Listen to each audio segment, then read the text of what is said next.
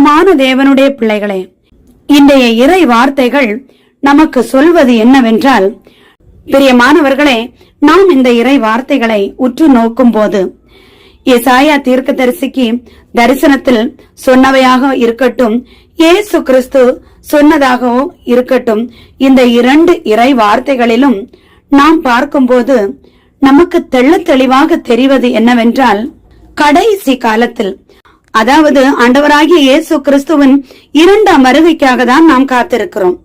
அப்படி அந்த கடைசி நாட்கள் வரும்போது வேற்றினத்தார் பலர் புறப்படுவார்கள்.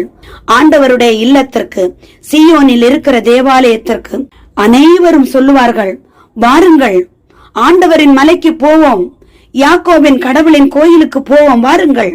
இப்போதும் தேவனுடைய பிள்ளைகளே, ஜெருசலேம் தேவாலயத்திற்கு அநேகம் பேர் புனித பயணம் சென்று கொண்டுதான் இருக்கிறார்கள். அதில் நாம் தெரிந்து கொள்ளலாம், ஆண்டவருடைய வருகை நெருங்கி வந்து கொண்டிருக்கிறது என்பதை நாம் தெள்ள தெளிவாக அறிந்து கொள்ள முடியும்.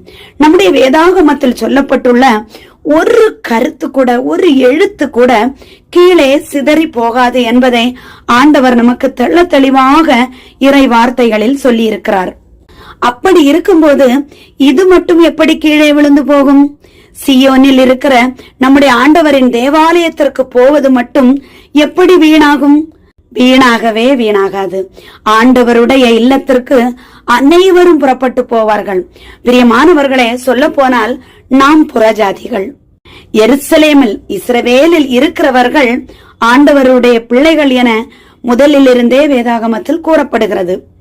கசப்பான உண்மை என்றாலும் அதுதான் உண்மை. நாம் புறஜாதிகள் தான். இந்த புறஜாதிகளாகிய நாம் ஆண்டவரை புரிந்து தெரிந்து விசுவாசித்து ஆண்டவருடைய தேவாலயத்துக்கு சென்று கொண்டிருக்கிறோம்.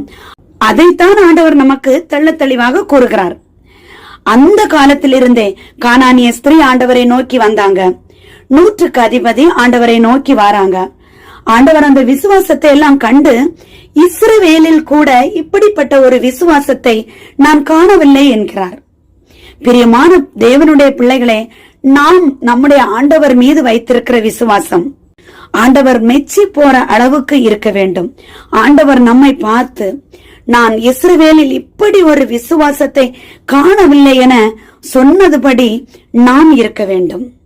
ஆண்டவர் சொல்கிறார், கிழக்கிலிருந்து மேற்கிலும் வந்து பலர் ஆபிரகாம், ஈசாக்கு, யாக்கோபு ஆகியோருடன் கூட பரலோக ராஜ்யத்தில் இடம்பெறுவார்கள். எவ்வளவு சிலாக்கியம்! நாம் கொடுத்து வைத்தவர்கள். அந்த பந்தியில் அமர நாம் ஆயத்தமா? நானும் நீங்களும் ஆயத்தமாக இருக்கிறோமா? உறுதியாக ஆண்டவர் நமக்கு சொல்கிறார், கடைசி காலம் நெருங்கும் போது அநேகம் பேர் வருவார்கள். நாம் இப்பொழுது அந்த காலகட்டத்தில் இருக்கிறோம் என நாம் அனைவருக்கும் தெரிந்த ஒன்றுதான். பிரியமானவர்களே, தேவனோடு கிட்டி சேர, தேவனுடைய பக்கத்தில் அமர்வதற்கு பாக்கியம் பெற்றவர்களாக நாம் இருக்க வேண்டும். விழித்திருந்து ஜெபிக்க வேண்டும். ஆண்டவருடைய வார்த்தையை, நமக்கு தெரிந்ததை பிறருக்கு பறைசாற்ற வேண்டும். அனைவரும் தெரிந்து கொள்ளட்டும், அனைவரும் நன்மை அடையட்டுமே. எல்லாரும் நன்மையை பெற்றுக்கொண்டு இதுதான் நம்முடைய தெய்வம் என ஆண்டவரிடம் அண்டி வரட்டுமே, கிட்டி சேரட்டுமே.